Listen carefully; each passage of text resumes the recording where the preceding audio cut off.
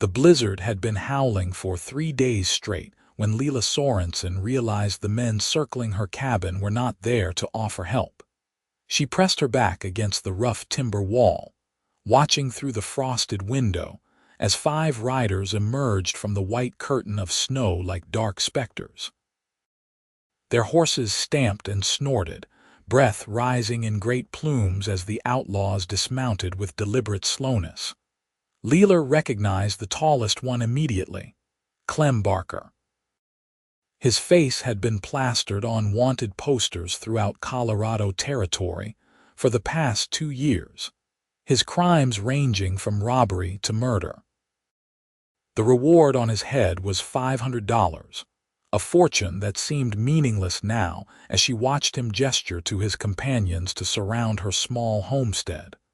Her husband had been dead for 6 months, taken by fever in the summer of 1879. She had chosen to stay in La Veta despite the warnings from the townspeople that a woman alone in the mountains was asking for trouble. The cabin sat 3 miles outside town, nestled in a valley where her late husband had dreamed of raising cattle. Those dreams had died with him, but Lila had nowhere else to go. Her family back in Pennsylvania had disowned her for marrying a Colorado ranch hand, and pride had kept her from crawling back to beg their forgiveness. Now she wished she had swallowed that pride. The door shuddered under a heavy fist. "We know you are in there, miss. We have been riding hard through this storm and need shelter. You can make this easy or hard." Lila's hand trembled as she reached for the shotgun mounted above the fireplace. She had never fired it at a person before, only rabbits and the occasional coyote that got too close to her chickens. The weight felt wrong in her hands, too heavy and too light all at once. "I have a gun," she called out, hating how her voice cracked. "The law in La Veta knows I am out here. They will come looking if anything happens." Rough laughter answered her. "Lady, ain't nobody coming through this snow. Not today, not tomorrow. Now open this door before we break it down."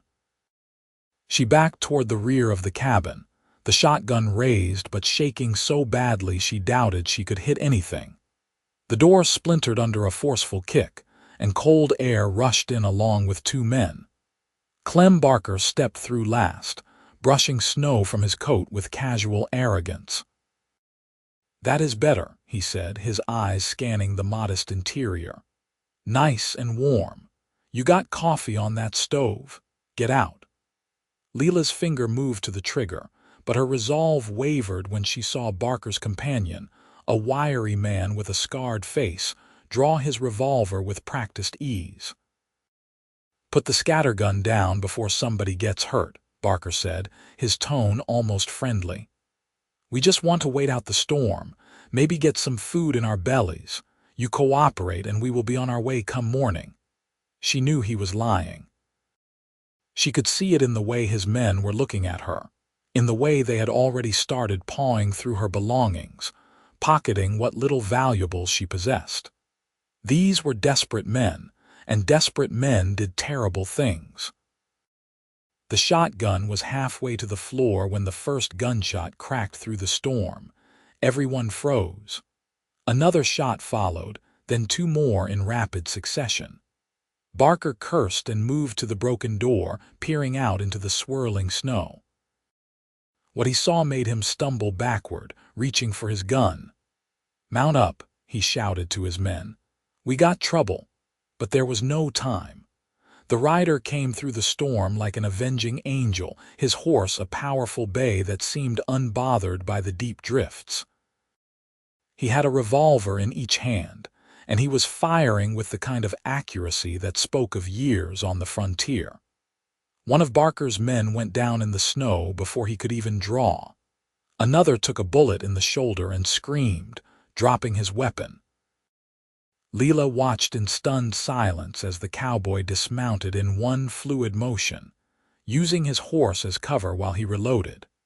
He was tall, broad-shouldered beneath a heavy coat, his face mostly hidden by a dark scarf wrapped against the cold.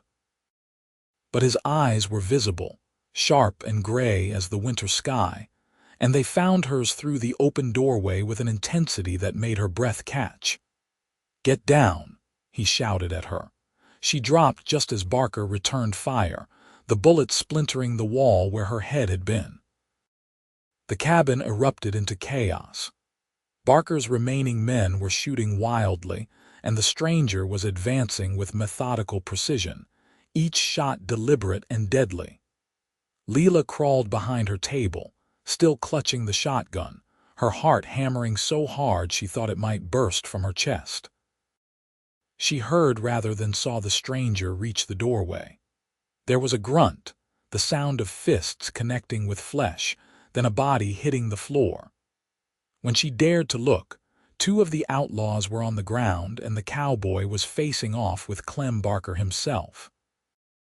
"You made a mistake coming here," Barker growled, his gun aimed at the stranger's chest. "Seems to me you made the mistake," the cowboy replied, his voice deep and steady despite the violence of the past few minutes. "Threatening a woman alone, that sits poorly with me. Noble, I like that. But noble gets you killed out here." Barker's finger tightened on the trigger, but Lila was faster. She raised the shotgun and fired, the recoil nearly knocking her off her feet. The blast went wide, but it was enough to make Barker flinch. The cowboy used that split second to lunge forward, knocking the outlaw's gun aside. They grappled, crashing into the wall hard enough to rattle the entire cabin. The stranger was stronger. He landed a brutal punch to Barker's jaw, then another to his stomach. The outlaw doubled over, and the cowboy brought his knee up, connecting with Barker's face. The outlaw leader collapsed in a heap, blood streaming from his nose. Silence fell, broken only by the howl of the wind and Lila's ragged breathing. The cowboy stood over Barker's unconscious form, chest heaving, then turned to face her. Slowly, he unwrapped the scarf from his face, and Lila found herself staring at a man perhaps 26 or 27 years old, with a strong jaw shadowed by several days of stubble and those penetrating gray eyes that seemed to see right through her. "Are you hurt?" he asked. She shook her head mutely, unable to find her voice. He moved through the cabin with quick efficiency, checking each of the outlaws. Two were dead, she realized with a sickening lurch. Another was wounded but alive, whimpering in the corner. Barker was beginning to stir. The cowboy produced a length of rope from his coat and began tying the survivors with practiced knots. "We need to get you to town," he said without looking at her. "This storm is letting up, but more of Barker's gang might be nearby. They have been running a camp up in the higher passes." "Who are you?" Lila finally managed. He glanced at her, something flickering in those gray eyes. "Nathan Stone. I have been tracking these men for 2 weeks. You are a bounty hunter." "Sometimes. Right now I am just a man trying to keep an innocent woman from getting killed." He finished with the ropes and straightened, rolling his shoulders as if to work out the tension. "Can you ride?" "I have not been on a horse since my husband died. You are about to remember how." He moved to the door, scanning the snow-covered landscape with careful attention. "Pack what you need. Food, warm clothes, anything you cannot live without. We leave in 5 minutes." Lila wanted to argue, to say she could not simply abandon her home, but the fear still thrumming through her veins kept her silent.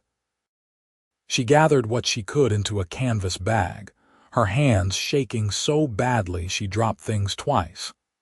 Nathan stepped outside to check on his horse, and she used the moment to steady herself against the table.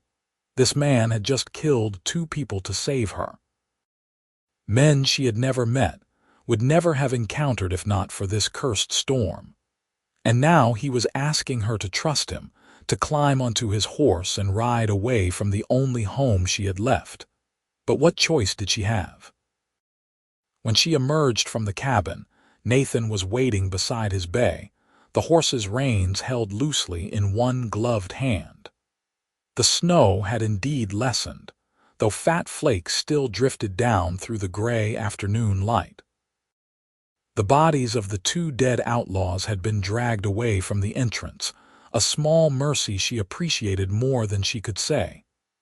"I have never ridden double," she said, eyeing the horse with apprehension. "Horse does not mind. He has carried heavier loads." Nathan swung up into the saddle with easy grace, then extended his hand down to her. "Put your foot in the stirrup and grab my arm. I will pull you up." It took 2 tries, her skirts tangling around her legs, but finally she was seated behind him, her arms wrapped awkwardly around his waist. She could feel the solid muscle of his back through his coat, the steady rise and fall of his breathing. It was shockingly intimate, being pressed against a strange man like this, but there was no help for it. "Hold on tight," Nathan said, and urged the horse forward.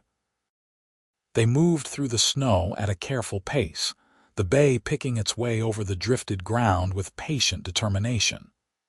Lila buried her face against Nathan's shoulder as the wind picked up, grateful for the barrier his larger body provided.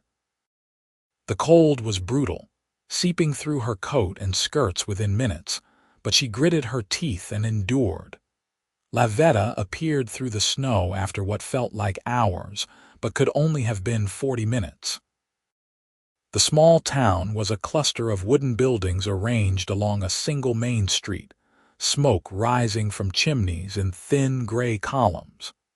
Nathan guided his horse directly to the sheriff's office and dismounted, then helped Lila down with surprising gentleness. Her legs nearly buckled when her feet hit the ground. He steadied her with a hand on her elbow, his touch firm but careful. "Let me do the talking," he said quietly, then pushed open the door. The sheriff was a barrel-chested man in his 50s named Tom Whitfield. Lila knew him by sight, had bought supplies from his brother's general store many times. He looked up from his desk with surprise as they entered, his eyes moving from Nathan to Lila and back again. "Miss Sorenson, what is going on?" Nathan explained the situation in terse sentences, his voice flat and factual. Lila stood shivering by the stove, trying to absorb the warmth while she listened to him describe the attack, the fight, the 2 dead men and the 3 survivors tied up in her cabin. Sheriff Whitfield let out a low whistle. "Clem Barker, I will be damned. We have been hunting that snake for months. You will want to collect him and his men before they freeze or work themselves loose," Nathan said. "I would go back with you, but I need to see Miss Sorenson settled first. She can stay at the boarding house. Mrs. Fletcher always has rooms available." The sheriff was already pulling on his coat, calling for his deputy. "You did good work here, Stone. The territorial marshal will want to hear about this." Nathan just nodded, as if bringing down a gang of notorious outlaws was nothing remarkable. He turned to Lila, and she was struck again by the intensity of his gaze. "Come on. I will walk you to the boarding house."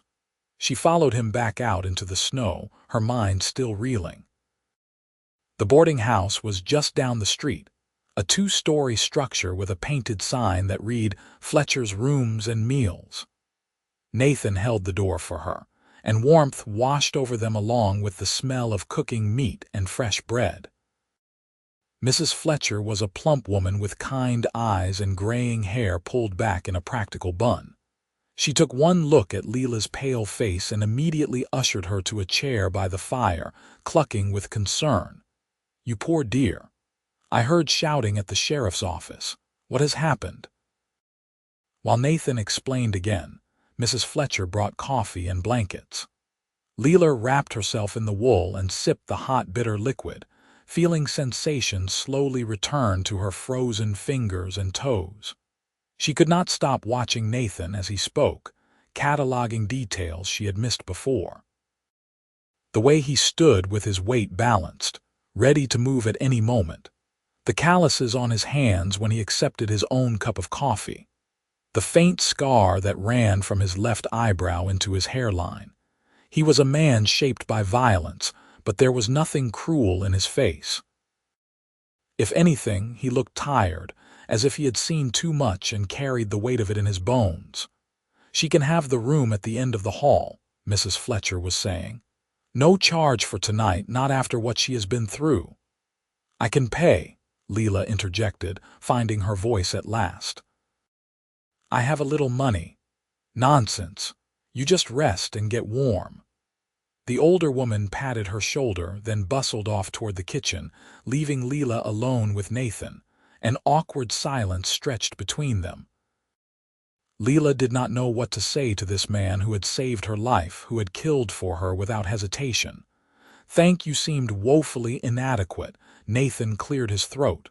"Will you be all right here?" "Yes, I think so." She set down her coffee cup, her hands steadier now. "I do not know how to repay you for what you did." "No repayment needed. Any decent man would have done the same." "I suspect that is not true, but I appreciate you saying it." She studied his face, seeing the discomfort there, the way he would not quite meet her eyes now that the danger had passed. "Will you stay in La Veta? At least until the storm clears completely?" He hesitated, and she thought he might refuse. But then he nodded slowly. "Day or two, maybe.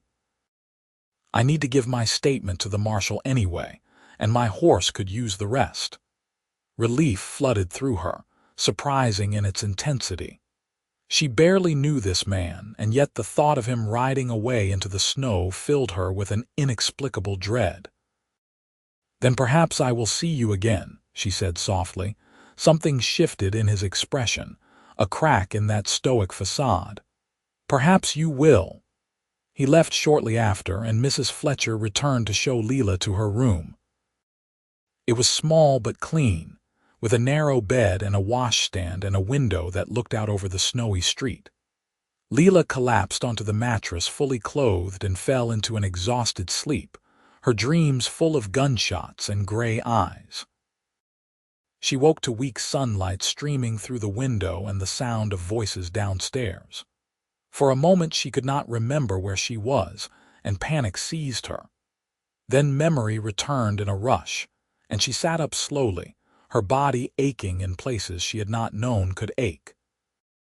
The boarding house had a dining room where meals were served communally.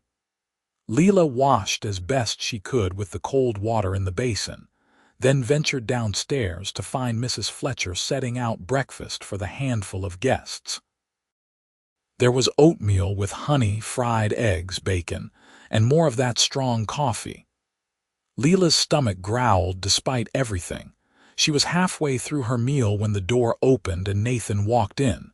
He looked better in the daylight, she thought, less like a ghost and more like a real man. He had shaved and changed into a clean shirt, though he still wore the same worn coat and gun belt. His eyes found hers immediately, and something warm unfurled in her chest at the concern she saw there. "Mind if I join you?" he asked. She gestured to the empty chair across from her, suddenly very aware of how disheveled she must look. "Please." He sat, accepting a plate from Mrs. Fletcher with quiet thanks, and for a few minutes they ate in comfortable silence. Lila snuck glances at him between bites, taking in details she had missed in yesterday's chaos. The breadth of his shoulders, the way his hair curled slightly at his collar, the methodical way he ate, as if mealtimes were simply fuel rather than pleasure. "Sheriff Whitfield and his men collected Barker and the others last night," Nathan said eventually. "They are in the jail now. You will need to give a statement, but there is no rush. And my cabin. They boarded up the door. Your belongings should be safe enough until you can return." He paused, something uncertain crossing his face. "If you want to return." Lila set down her fork, her appetite suddenly gone. "I do not know what I want. That cabin was my husband's dream, not mine, but it is all I have. You could sell it, start somewhere new." "With what money?" "My husband left debts. The reward money from Barker's capture will not even begin to cover them." She heard the bitterness in her own voice and hated it. "I am sorry. You did not ask to hear my troubles. Maybe I do not mind hearing them." Nathan's gray eyes were steady on hers, and she felt that strange connection again, that sense of being truly seen. "You lost your husband. That is a heavy burden to carry alone. Did you ever lose someone?"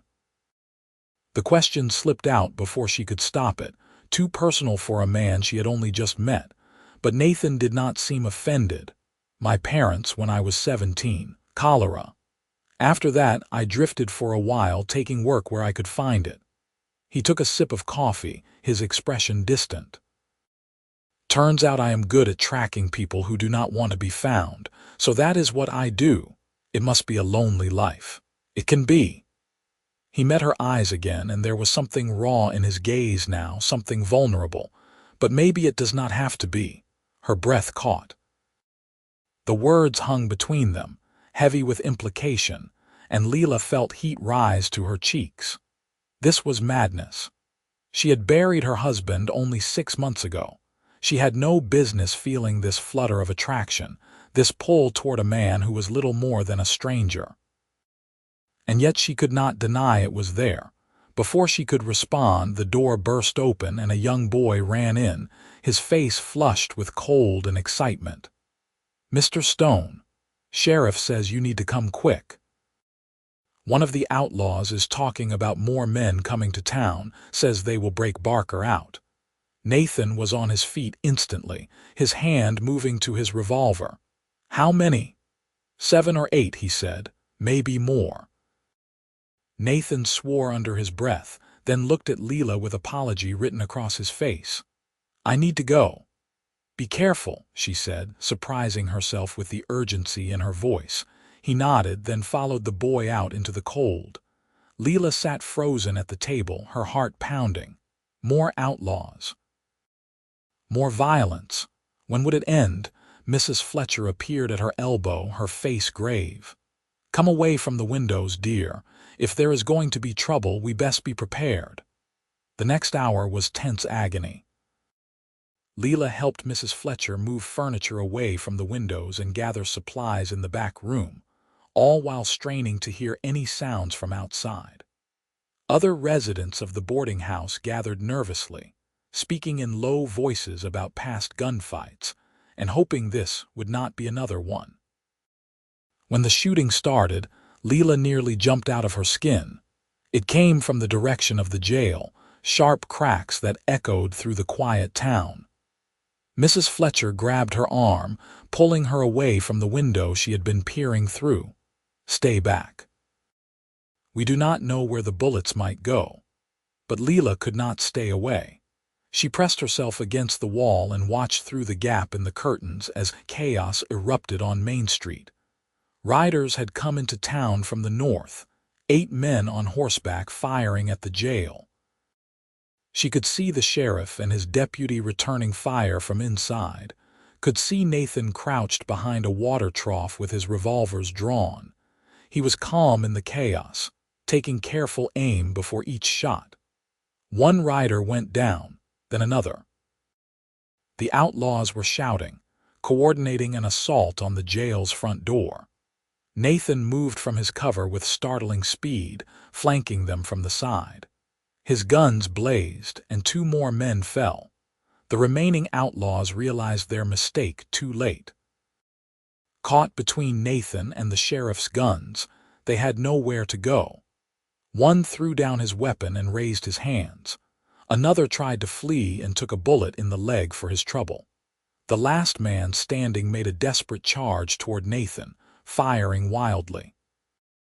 Lila's heart stopped as Nathan went down. She was out the door before Mrs. Fletcher could stop her, running through the snow in her thin house shoes, her breath coming in panicked gasps.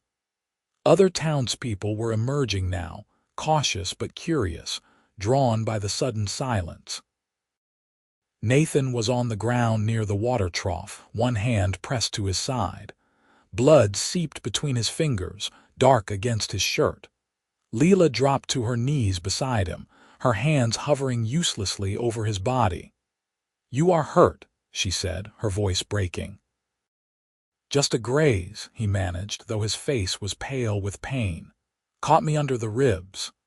Someone get the doctor, Lila shouted over her shoulder. She pulled off her shawl and pressed it against the wound, trying to stanch the bleeding. You foolish man, you could have been killed. Had to stop them. His gray eyes found hers, and even in pain they were clear and focused. Could not let them hurt you again. Something cracked open inside her chest at those words. This man, this virtual stranger, had put himself between her and danger twice now, had bled for her. And the way he was looking at her, as if she were something precious and worth protecting, made her want to weep.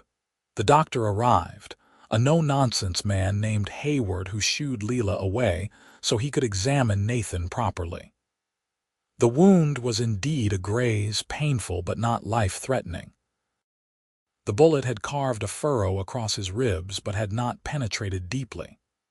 Dr. Hayward cleaned and bandaged it with brisk efficiency, then helped Nathan to his feet. You need rest, the doctor ordered. No riding, no fighting, no heroics for at least a week. I will be fine, Nathan protested, but he swayed on his feet, and Lila moved to his side without thinking, slipping her arm around his waist to steady him. You will do as the doctor says, she said firmly. Mrs. Fletcher has rooms. You can stay at the boarding house until you are healed. He looked down at her, surprise and something else flickering across his face. You do not have to do that. I know. I want to. The words hung between them, weighted with meaning neither of them was quite ready to examine. But Nathan did not pull away, and when they walked slowly back to the boarding house together, he leaned on her more than he probably needed to. Mrs. Fletcher clucked over both of them, getting Nathan settled in a room down the hall from Lila's and bringing hot soup and more coffee. The excitement had died down outside, the wounded and dead outlaws removed to the jail or the undertaker as appropriate. Sheriff Whitfield stopped by later to thank Nathan for his help and to inform them that the territorial marshal was on his way. With Barker's gang rounded up, that is a significant blow to the outlaw problem in this region, the sheriff said, satisfaction evident in his voice. You did good work, Stone. Nathan just nodded, already looking exhausted. The sheriff left, and Lila brought Nathan his soup, sitting on the edge of the bed while he ate slowly. You should be resting, he said between spoonfuls. I am resting. I am sitting down, am I not? She watched him eat, feeling strangely content despite the violence of the day. Tell me about your family, before they died. He was quiet for a long moment, and she thought he might refuse. But then he began to speak, his voice low and measured. He told her about growing up on a small farm in Missouri, about his mother who loved to sing and his father who could fix anything with his hands, about losing them both within a week of each other, the cholera sweeping through their county like wildfire, about being 17 and suddenly alone, with nothing but a horse and his father's guns. Lila listened with her heart aching for the boy he had been, thrust into a harsh world with no preparation. It explained so much about the man he had become, this quiet guardian who seemed to carry the weight of the world on his shoulders. I am sorry you lost them, she said softly when he finished. No one should have to bear that alone. We all lose people. That is just life. But his eyes were sad, and she knew he was thinking of more than just his parents. How many people had he failed to save in his years as a bounty hunter? How many deaths had he witnessed? She reached out and took his hand, threading her fingers through his. The gesture surprised them both. His hand was large and calloused, warm against her smaller one, and the connection felt right in a way that defied logic. You saved my life twice, she said quietly. I know you said any decent man would do the same, but I do not think that is true. You are remarkable, Nathan Stone, whether you believe it or not. He stared at their joined hands, something vulnerable and uncertain in his expression. Lila, I am not a man who stays in one place. My work takes me all over the territory.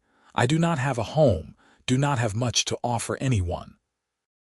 I did not ask you to offer me anything. No, but I can see it in your eyes, the way you look at me. He lifted his gaze to hers, and she saw the conflict there, the want warring with practicality. You deserve better than a drifter who might get himself killed any day. Maybe I should be the one to decide what I deserve. She squeezed his hand, her heart pounding. I lost my husband to fever 6 months ago. I thought I was done with love, done with caring about anyone. But then you rode into that storm and everything changed. Lila. Her name was a plea on his lips, rough with emotion. I am not asking you to marry me tomorrow. I am just asking you to stay, for a little while. Let yourself heal and let us see what this is between us. She could feel tears pricking at her eyes, but she blinked them back. Please, Nathan. Do not ride away and leave me wondering what might have been. The silence stretched between them, heavy and fraught. Then Nathan's free hand came up to cup her cheek, his thumb brushing away a tear she had not realized had fallen. I do not know how to be what you need, he said hoarsely. Then we will figure it out together. He pulled her closer, and she went willingly, resting her forehead against his. They stayed like that for a long moment, breathing the same air, the world narrowed down to just the two of them. When he kissed her, it was gentle and hesitant, as if he were afraid she might break. Lila kissed him back with all the pent-up emotion of the past 2 days, pouring her fear and relief and hope into the contact. His lips were warm and surprisingly soft, and when his hand slid into her hair, she made a small sound of encouragement that made him deepen the kiss. They broke apart only when Nathan winced, his injury reminding them both that he was hurt. Lila pulled back reluctantly, her cheeks flushed and her heart racing. You need to rest, she said, though she made no move to leave. Probably. But he was looking at her with such intensity that she felt stripped bare, every emotion laid out for him to see. Stay with me, just for a while. So she stayed, sitting beside him on the narrow bed while the afternoon light faded into evening. They talked about small things and large things, sharing pieces of themselves with the careful vulnerability of people who had both been hurt and were learning to trust again. Nathan told her about his years of drifting, the towns he had seen and the people he had met. He spoke of loneliness and purpose, of the satisfaction of bringing criminals to justice, but also the weariness that came with constant movement. Lila shared her own story, the way she had fallen for a charming ranch hand against her family's wishes, the happiness of those early years, and the slow realization that her husband's dreams would never match reality. She told him about the fever that had taken her husband, about sitting helpless by his bedside as he burned up from the inside, and the hollow emptiness that had followed his death. I thought I would feel like this forever, she admitted as full darkness fell outside. Empty and alone. But then you came crashing into my life, and suddenly I can breathe again. Nathan's arm tightened around her shoulders. They had shifted at some point so she was tucked against his uninjured side, her head resting on his chest where she could hear the steady beat of his heart. You scare me, he said quietly. The way you make me feel. I have spent years keeping people at a distance, telling myself it was easier that way. But with you, I want things I have no business wanting. What do you want? A home? A future? Someone to come back to at the end of the day? He paused, then added in barely a whisper, you. Lila tilted her head back to look at him, seeing the raw honesty in his face. Then take me. I am right here. They kissed again, slower this time, learning the taste and feel of each other. When they finally parted, Nathan was smiling, a real genuine smile that transformed his entire face. I think I am in trouble, he said. Good trouble, I hope. The best kind. The next few days passed in a haze of quiet domesticity that surprised them both. Nathan rested and healed, his natural strength helping the wound close cleanly. Lila spent her time at the boarding house, helping Mrs. Fletcher with chores and meals in exchange for her room. But every spare moment she had was spent with Nathan, sitting in his room or taking slow walks around town as he regained his strength. They talked endlessly, discovering shared opinions and friendly disagreements with equal enthusiasm. Nathan had a dry sense of humor that caught Lila off guard and made her laugh until her sides hurt. She found she could make him smile with just a look, and the power of that was intoxicating. The marshal arrived 3 days after the gunfight, a grizzled man named Warren who took statements and examined the captured outlaws with methodical care. He praised Nathan's work and authorized payment of the bounties on Barker and his gang, a sum that amounted to over $2,000. "That is a fortune," Lila breathed when Nathan told her. "You could buy land, start a ranch." "I could," he agreed, watching her carefully. "Or I could use it to pay off certain debts that are weighing on a woman I care about." Lila's eyes went wide. "Nathan, no, that is your money, you earned it. And I can spend it however I want. Let me do this, Lila, let me give you a fresh start." He took her hands in his expression earnest. "Your cabin is paid for, right? No mortgage."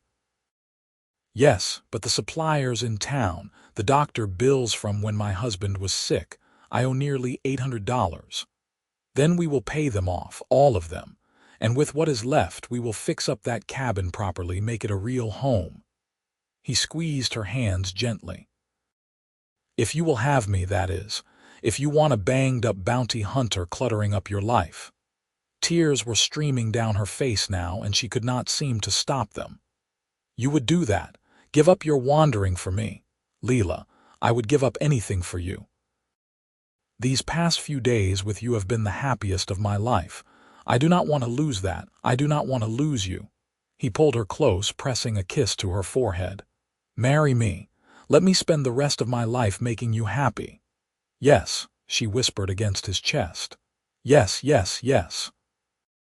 They were married 2 weeks later in a small ceremony at the church in La Veta. Mrs. Fletcher stood as witness, along with Sheriff Whitfield and half the town who had heard the romantic story of the bounty hunter and the widow. Lila wore a simple dress of blue calico, and Nathan had purchased a new suit for the occasion, though he looked uncomfortable in the formal attire. But when he saw her walking down the aisle toward him, his face transformed with such joy and wonder that Lila's breath caught. This hard, dangerous man who had killed to protect her was looking at her as if she were the most precious thing in the world. The ceremony was short and sweet, the Reverend's words about love and commitment resonating through the small church. When Nathan slipped the plain gold band onto her finger, his hand was steady, his gray eyes locked on hers with absolute certainty. "I love you," he said, though it was not part of the traditional vows. "I will love you until my last breath." "I love you too," she replied, her voice thick with emotion. "My protector, my home." Their first kiss as husband and wife brought cheers from the assembled townspeople, and Lila felt something settle deep in her chest. Peace, she realized. For the first time since her first husband's death, she felt truly at peace. The celebration afterwards was held at the boarding house, with Mrs. Fletcher providing a feast and the townsfolk bringing gifts despite the young couple's protests. There was music and dancing, and Nathan proved to be surprisingly light on his feet, sweeping Lila around the small parlor with easy confidence. "Where did you learn to dance?" she asked, breathless and laughing. "My mother taught me." She said a man who could not dance would never win a woman's heart. He pulled her closer, his lips brushing her ear. Seems she was right. That night they returned to Lila's cabin together, riding double on Nathan's bay through snow that had finally stopped falling. The sky was clear for the first time in weeks, stars scattered across the darkness like diamonds. The cabin looked different somehow, less lonely now that she was bringing Nathan home with her. He had already been out to make repairs, replacing the broken door and boarding up the bullet holes in the walls. Inside, a fire crackled in the hearth, and he had stocked the shelves with supplies from town. It was still modest, still rough around the edges, but it felt like a beginning. Their wedding night was tender and passionate, a slow exploration of each other that left them both breathless and awed. Nathan was gentle with her, mindful of her grief and loss, but Lila met him with equal passion, pouring all her love and trust into every touch and kiss. When they finally came together, it felt like a homecoming, like two pieces of a puzzle clicking into place. Afterwards, they lay tangled together in the narrow bed, the firelight casting dancing shadows on the walls. Nathan traced idle patterns on her bare shoulder, his expression content in a way she had never seen before. "I never thought I could have this," he said quietly. "A wife, a home, a future. It seemed like a dream for other men. Well, you have it now. You are stuck with me." She pressed a kiss to his chest, feeling his heart beat strong and steady beneath her lips. "Do you think you will miss it? The traveling, the bounty hunting?" He was quiet for a moment, considering. "Parts of it, maybe. The freedom of the open trail, the satisfaction of the hunt. But this is better. You are better than anything I have ever had. You could still take bounties occasionally if you wanted, local ones, nothing that would take you away for long." She propped herself up on one elbow to look at him. "I do not want you to feel trapped. I do not feel trapped. I feel found." He cupped her face in his hand, his thumb stroking her cheek. "But I appreciate the offer. Maybe once we get the ranch running properly, I could help the sheriff out from time to time, keep my skills sharp." "Ranch?" She raised an eyebrow. "When did we decide we were ranching?" "Right now. We have the land, and with the bounty money we can afford to buy cattle come spring." His eyes were alight with enthusiasm now, the most animated she had ever seen him. "Start small, just a dozen head or so, see how it goes. Your husband had the right idea, just wrong timing." Lila felt tears prick her eyes at the generosity of that statement, the way Nathan was honoring her first husband's memory while building their own future. "I think that sounds perfect."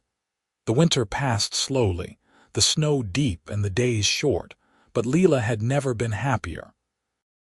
She and Nathan fell into an easy rhythm, working together to improve the cabin and plan for the spring. He proved to be handy with tools, building new furniture and repairing the barn that had fallen into disrepair. She cooked and cleaned and found herself singing while she worked, her voice echoing her mother-in-law's old habit.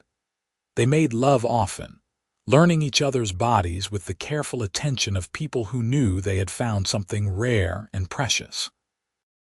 Nathan was an attentive lover, always ensuring her pleasure before seeking his own, and Lila discovered a passionate side of herself she had not known existed. But it was not just physical. They talked for hours about everything and nothing, sharing dreams and fears with increasing vulnerability. Nathan spoke more about his years of drifting, the darkness he had seen, and the toll it had taken. Lila shared her complicated feelings about her family back east, the anger and hurt that lingered despite the years. "Maybe someday you could write to them," Nathan suggested one evening as they sat by the fire. "Let them know you are happy and well cared for. Perhaps, when I am ready." She leaned against his shoulder, breathing in his familiar scent of leather and soap and wood smoke. "For now, this is enough. You are enough." In early March, when the snow finally began to melt and the first hints of green appeared on the hillsides, Nathan rode into town and returned with a dozen head of cattle and a young bull. They were scraggly things, hardly the prime stock Lila's first husband had dreamed of, but Nathan assured her they were good breeding stock. "We will build from here," he said, watching the cattle explore their new pasture with satisfaction. "In a few years, we will have a real herd. Something to be proud of." They worked hard that spring and summer, mending fences and digging irrigation ditches and learning the rhythms of ranching. It was back-breaking labor, but they did it together, and that made all the difference. Nathan proved to have a surprising way with animals, and the cattle seemed to trust him instinctively. Occasionally, the sheriff would ride out asking for Nathan's help tracking a fugitive or investigating a crime. Nathan would go, but he never stayed away for more than a day or two, always returning to Lila with relief written across his face. "I do not like leaving you," he admitted after one such trip. "Keep thinking something will happen while I am gone. I can take care of myself. You taught me to shoot, remember?" She showed him the revolver he had given her, which she now wore on her hip when working outside. "And we have neighbors now. The Harpers down the valley check on me when you are away. I know, but I still worry." She kissed him soundly. "Then worry less and trust more. I am not going anywhere, Nathan Stone. You are stuck with me." In September, Lila realized she had missed her monthly courses. She waited another month to be sure, then shared the news with Nathan one evening over supper. "I am with child," she said simply, watching his face carefully. He went very still, his fork halfway to his mouth. Then he set it down slowly, his gray eyes searching hers. "You are certain?" "As certain as I can be without a doctor, but yes, I think so. Early spring, probably." Nathan was around the table in an instant, pulling her up into his arms and spinning her around despite her laughing protests. When he set her down, his face was alight with joy and wonder and a hint of fear. "A baby. We are going to have a baby." He pressed his hand to her still flat stomach, his touch reverent. "I am going to be a father." "A wonderful father," Lila assured him, covering his hand with hers. "Are you happy?" "Happy does not begin to cover it. I am terrified and elated and so full of love I think I might burst."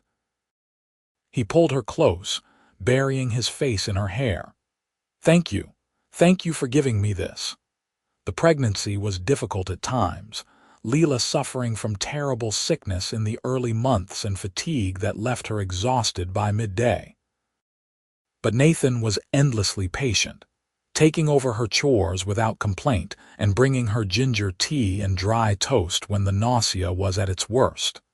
As her belly swelled, he became almost comically protective, refusing to let her lift anything heavy or ride the horses. Lila bore his hovering with good humor, understanding that it came from love rather than a desire to control. Winter came again, their second together, and this time Lila was not afraid. The cabin was warm and well stocked, the cattle safe in the barn, and Nathan was beside her every night. She felt cocooned in safety and love, her body preparing to bring new life into the world. The baby came on a cold March night, 2 weeks earlier than Dr. Hayward had predicted. Nathan rode through a light snow to fetch the doctor and Mrs. Fletcher, both of whom arrived within the hour. The labor was long and hard, Lila crying out with pain as the contractions racked her body. Nathan stayed by her side the entire time, letting her squeeze his hand until she thought she might break his fingers. "You can do this," he kept saying, his voice steady despite the fear she could see in his eyes. "You are the strongest woman I know, just a little longer." When the baby finally came, his first cry echoing through the cabin, Nathan wept openly. Lila watched through exhausted tears as Dr. Hayward cleaned their son and placed him in her arms, this tiny, perfect creature that she and Nathan had made together. "He is beautiful," Nathan breathed, one finger gently stroking the baby's impossibly soft cheek. "He looks like you." "He has your nose," Lila countered, though she was smiling. "What should we name him?" They had discussed names for months without settling on anything definite. But now, looking at their son's scrunched-up face and dark hair, Nathan said without hesitation, "James, after my father." James Stone. Lila tested the name and found it perfect. "Hello, little James. Welcome to the world." The next few months were a blur of sleepless nights and endless diapers and the overwhelming love that came with caring for an infant. Nathan proved to be a natural father, endlessly patient with James even when the baby cried for hours on end. Lila would often wake in the night to find Nathan walking the floor with their son, singing the old songs his mother had taught him. "You are going to spoil him," she teased one morning after a particularly difficult night. "Good. He deserves to be spoiled." Nathan pressed a kiss to James's forehead, then looked at Lila with such contentment that her heart swelled. "I never knew I could be this happy. Some days I wake up and think it must all be a dream. If it is, then we are both dreaming." She crossed the room to wrap her arms around her husband and son, the three of them standing together in the morning light. "And I never want to wake up."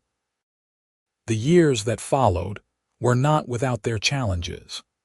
Droughts and harsh winters, cattle lost to disease or predators, the constant struggle to make ends meet that defined frontier life. But through it all, Nathan and Lila faced everything together, their love deepening with each passing season. James grew into a sturdy, happy child with his father's gray eyes and his mother's stubborn chin. Nathan taught him to ride as soon as he could walk, the two of them spending hours in the pasture while Lila watched from the porch and smiled. More children followed. A daughter they named Catherine, born 2 years after James, with Nathan's dark hair and Lila's blue eyes. Then another son, Robert, who arrived 4 years later with a lusty cry that proclaimed his presence to the world. The ranch prospered slowly but steadily. Their herd grew from that initial dozen cattle to nearly 60 head, and Nathan's reputation as a fair and honest rancher spread through the valley. Other homesteaders would come to him for advice, and he gave it freely, always willing to help a neighbor in need. Lila rekindled her relationship with her family back east, sending letters that were eventually answered with cautious warmth. When her mother wrote that she regretted their estrangement, Lila found she could forgive, the bitterness of youth softened by her own experiences as a wife and mother. Nathan stopped taking bounties entirely once James was born, dedicating himself fully to the ranch and his family. But he maintained his friendship with Sheriff Whitfield, and occasionally, the two would ride out together to help track down rustlers or investigate disturbances in the region. On quiet evenings, when the children were asleep and the ranch work was done, Nathan and Lila would sit on their porch and watch the sun set over the mountains. Sometimes they talked, sharing the small details of their day. Sometimes they simply held hands in comfortable silence, the years of shared life making words unnecessary. "You ever regret it?" Lila asked him once on their 10th wedding anniversary, "giving up the wandering life for this?"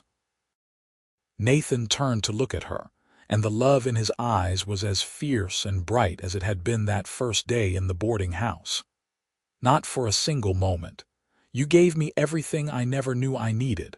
A home, a family, a purpose beyond just survival." He raised her hand to his lips, pressing a kiss to her knuckles.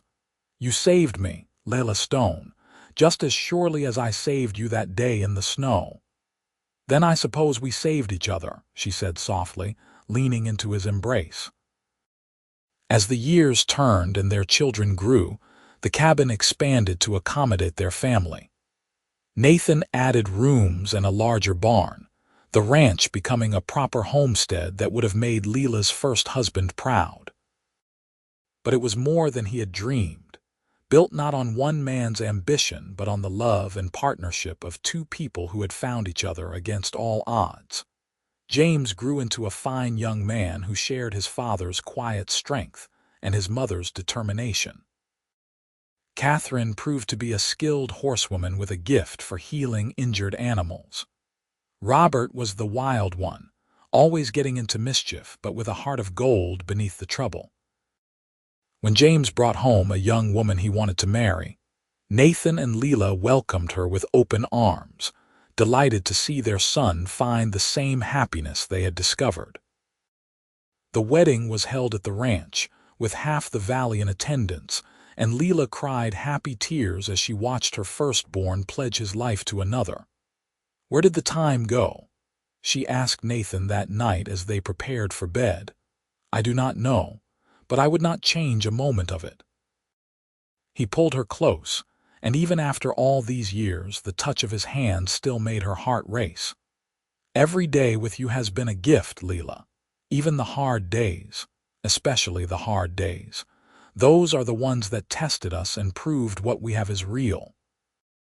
He kissed her softly, tenderly, a kiss that spoke of enduring love rather than fleeting passion. "I love you, more now than I did that first day, and I will love you more still with every day we have left." They made love that night with the easy intimacy of long practice, their bodies fitting together as perfectly as they had on their wedding night. Afterwards, wrapped in each other's arms, Lila thought about the journey that had brought them here. The storm, the outlaws, the terrified woman she had been, and the strong man who had refused to let her fall. It had started with violence and fear, but it had become something beautiful. A love story written in the harsh landscape of the frontier, built on trust and sacrifice, and the daily choice to stand together against whatever life threw at them. As she drifted off to sleep, safe in Nathan's embrace, Lila sent up a silent prayer of gratitude. For the storm that had brought him to her door, for his courage in fighting for her, for the life they had built together in this wild, beautiful land. Years continued to pass, each one marked by the small joys and sorrows that make up a life well lived. Grandchildren arrived, filling the ranch with noise and laughter.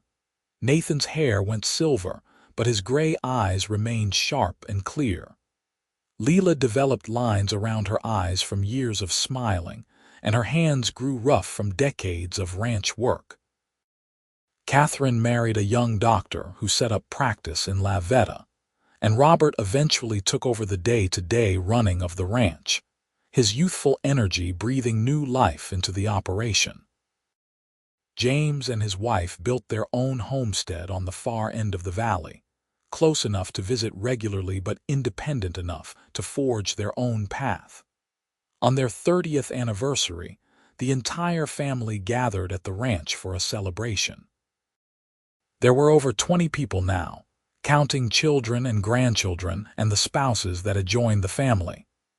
They ate and laughed and told stories, and when Nathan stood to give a toast, his voice was strong despite his years. 30 years ago, I was a lonely man with no purpose beyond survival. Then I rode into a storm and found the other half of my soul. He looked at Lila, and she saw tears glinting in his eyes. You made me believe in love, in family, in the possibility of happiness. Every good thing in my life stems from that moment when I pulled you onto my horse and decided I was not going to let you face danger alone. He raised his glass. To my wife, my partner, my heart, may we have 30 more years together. To 30 more years, the family echoed, and Lila felt her own tears spill over as she met Nathan's gaze across the crowded room. They did not get 30 more years. 15 years later, on a cold December morning, Nathan did not wake up. He passed peacefully in his sleep, his hand still clasped in Lila's, his face serene. The doctor said his heart had simply stopped, worn out after 72 years of hard living. Lila grieved deeply but without bitterness. They had been blessed with 45 years together, far more than many couples received. And he had died as he lived, with dignity and peace, surrounded by the love he had worked so hard to build. She lived another 8 years, spending her days surrounded by children and grandchildren who adored her. She told them stories about their grandfather, about the day he had crashed into her life and changed everything, about the years of hard work and deep love that had followed. And when her own time came, on a spring morning when the valley was in bloom, she went peacefully, a smile on her face. Her last thought was of Nathan, of gray eyes and strong hands and a love that had transcended every hardship. The family buried her beside Nathan in the little cemetery on the hill overlooking their ranch. The headstone was simple, bearing their names and the dates of their lives. But someone, perhaps one of the grandchildren, had added a final line beneath the dates. 2 souls, 1 heart. Together always. And so they remained, even in death. The bounty hunter and the widow, brought together by violence but bound by love. Their story became legend in the valley, passed down through generations as a reminder that even in the harshest circumstances, love could bloom and flourish. The ranch still stands, run now by great-grandchildren who carry the stone name with pride. And on winter nights when the snow falls heavy and the wind howls through the passes, locals swear they can still see them. A cowboy and his lady, riding double through the storm, her arms wrapped around his waist and his hand covering hers. Together, just as they always were. Together, just as they always would be.